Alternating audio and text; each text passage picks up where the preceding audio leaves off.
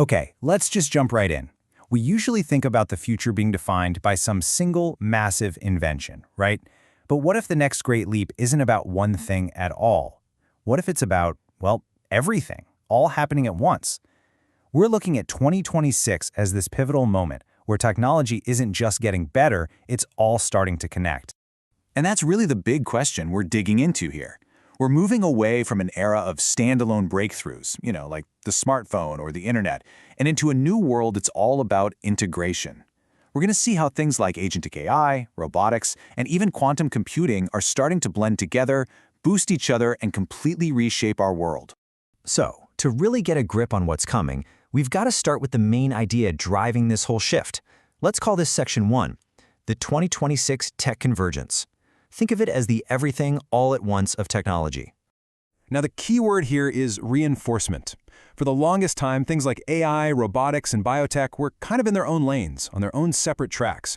But now they're starting to merge. AI is becoming the brain for incredible new robots. And as you'll see, it's kicking off this powerful, self-reinforcing cycle of progress. Okay, let's dive into the first huge piece of this puzzle. Section 2 is all about what a lot of people think is the most important trend of all, agentic AI.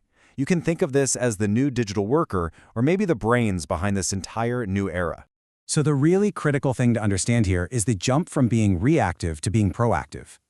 The AI most of us are familiar with is kind of like a calculator. It just sits there and waits for us to tell it what to do.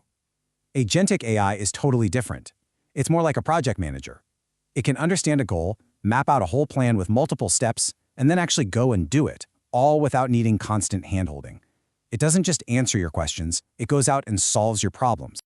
And yeah, the impact this is going to have on work is just massive. This estimate from McKinsey suggests that up to 70% of work activities could be influenced by AI. But check out that word, influenced, not replaced. The idea here is to automate all the tedious, repetitive parts of a job, which frees up us humans to focus on the big stuff, strategy, creativity, the big picture. And this isn't some far-off sci-fi concept, it's already starting to roll out. On the surface, you'll see these as little helpful assistants built right into the software you use every day. But the real game changer is what's happening behind the scenes. Entire teams of specialized AIs, one that's a legal expert, one for finance, all working together to run incredibly complex business operations. So what happens when all that digital intelligence isn't just trapped behind a screen anymore? That brings us to Section 3. This is where intelligence gets a body and starts moving around in the real world. This is the main difference between the robots we're seeing now and the old clunky machines on an assembly line. Physical AI lets a robot think while it's moving. It can see something in its way and figure out how to get around it, or it can feel an object slipping and adjust its grip. It's all about combining what it sees and senses with action right in the moment. And this just shows you the incredible range of places this is popping up. We're seeing humanoid robots like Tesla's Optimus in actual pilot programs. We've got collaborative cobots working right next to people in warehouses. And then you have autonomous tractors completely changing how we do farming. But the intelligence isn't just in giant machines. It goes all the way down to the microscopic level, with AI guiding bioprinters to literally build human tissues for research. It's amazing. And just so we're clear, this is a huge economic shift. A projected market size of over $200 billion by 2030, that just shows you how much money and brainpower is pouring into giving AI a physical body in our world. Okay, so we have intelligent agents and we have physical robots. But what's it going to take to actually run this new future? In Section 4, we're looking at the two absolute foundations that make all of this possible, how we're going to power it and how we're going to build the trust to actually use it. The first massive challenge is just power. Running all these incredibly powerful AI models takes a mind-boggling amount of electricity. As you can see here, the energy sucked up by data centers is on track to pretty much double by 2026. That's a huge sustainability problem. But here's the wild part, the fascinating paradox. AI is also the solution to the very problem it's creating.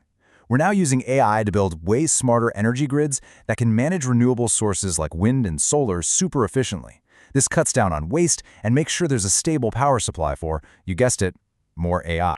The other pillar is trust. To use these powerful systems, we have to know they're secure and that our data is private. This is basically happening in three key ways. First, You have nations building what's called sovereign AI to keep their citizens' data safe inside their own borders. Second, we're building new digital identity systems that let you prove who you are without just handing over all your personal info to some big company. And finally, there's privacy-first AI, which is all about processing data on your own device instead of sending it off to some server in the cloud.